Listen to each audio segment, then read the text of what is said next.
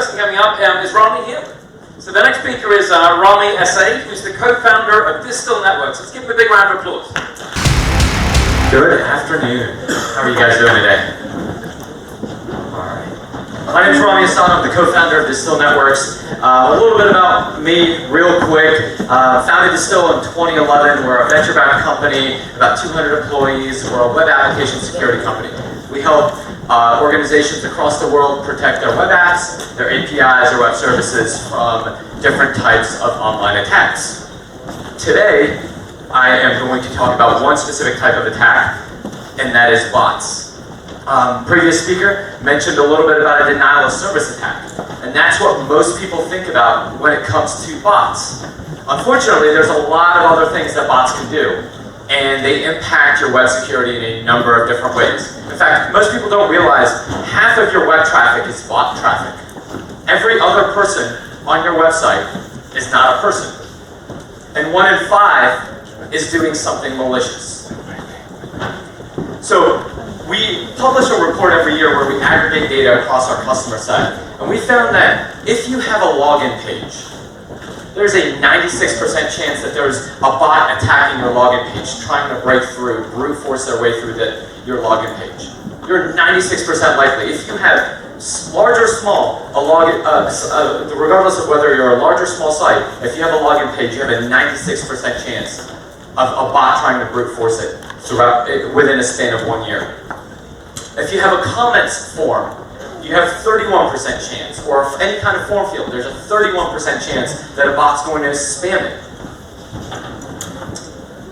If a 33% chance that within a year you'll face some sort of denial of service attack.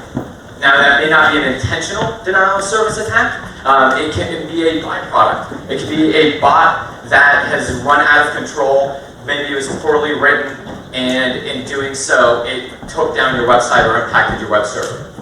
But there's a 33% chance that your web application is going to be impacted by a malicious bot. And the bots have gotten so sophisticated that they're impacting 94% of web analytics. The bots that are out there aren't just running these simple scripts. They're executing JavaScript. They're skewing the analytic data that you're looking at day in and day out to understand the traffic of your site. And so when you put all of that together, you try to understand, well, you know, what's going on? I'm a small little site. Why are they attacking me? Well, bots are trying to take over servers. They're trying to find vulnerabilities. They're trying to find new credentials. They're trying to scrape data. Now, if you're a small site, you're a lot less likely to be attacked. Bigger sites are a much bigger target. So you're about three times more likely to be attacked if you're the biggest site in the world as opposed to the smaller site. But even if you're very, very tiny, you're not immune to these types of attacks. A lot of people wonder, you know, who are these bots? Can I just block them? They're probably all coming from Russia or China, and maybe I can block them. Well, what's really interesting is that we found that the majority of bots come from the US. People don't really think about the US as the origin or where the bots reside. Well, the US has probably one of the largest and fastest internet infrastructures. They have the cheapest computing power, and they have the most expensive user, right? If you're going to target a specific user, you want to target a US-based citizen, right? They have a lot of cash to spend, and so what we found is that botnets, the vast majority of bots, are coming from US IPs. Interestingly enough, they're also coming from data centers. In the past, we thought of botnets as only residential computers that are infected with malware and being taken over. But now, your web servers are also being infected, and organized crime is using stolen credit cards, stolen information to buy cloud servers.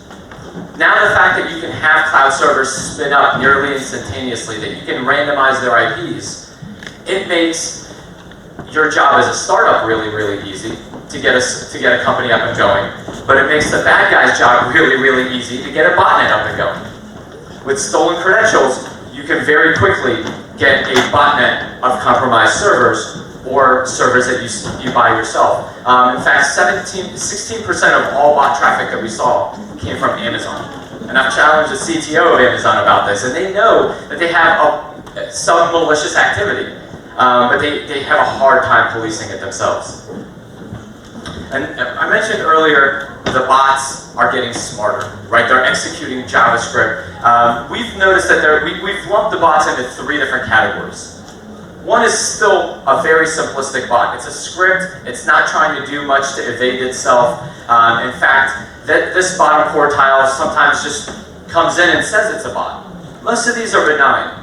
They're not here to hurt you, but they're indexing the web. They're scraping for data. They're trying to look up different things across the web. The moderate category, these are scripts that get a lot more sophisticated. They're headless browsers. They can execute JavaScript, but they're not a full-blown browser. But they're doing something to hide themselves. They're not telling you that they're a bot.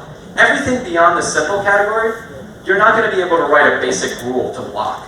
You're going to have to write really adaptive rules and constantly fight them because they're going to try to evade you.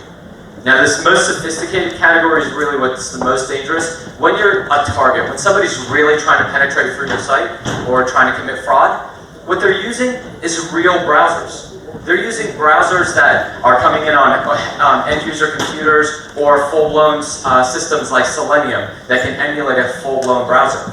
So there is no differentiation between a home computer running Internet Explorer and this bot that's running Internet Explorer. They're both Internet Explorer accessing your site. So it gets a lot harder to actually detect these types of bots. And they're trying really hard. When I say that the moderate and the sophisticated bots are trying to evade you, what we found is 73% of bot attacks come from more than one IP. If you try to, let's say, set up a firewall rule to say, I saw this bot or I saw this malicious actor on this IP, I'm going to block this particular IP, it's not going to work anymore. Thanks to Tor, thanks to VPNs, it's easier than ever to randomize what IP you're coming in from.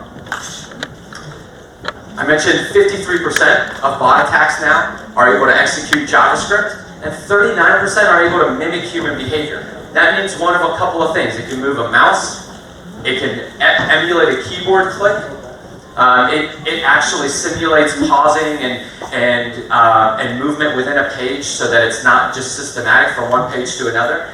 Bots have gotten to be really, really intelligent. And they're lying about who they are. Now I mentioned the simple ones don't lie about who they are, but the moderate and advanced ones, they take it up a level. Every year we see an adaptation of what they're pretending to be. 2 years ago, 3 years ago, they were pretending to be Internet Explorer. Now nobody uses Internet Explorer anymore, and so they pretend to be Chrome and they pretend to be mobile Safari. They adapt to what the current trends are so that you don't end up blocking them. And we're seeing a very high spike in mobile. Mobile is the biggest untapped army for botnets. If you think about the web today, there are more mobile devices on the internet than there are desktop devices.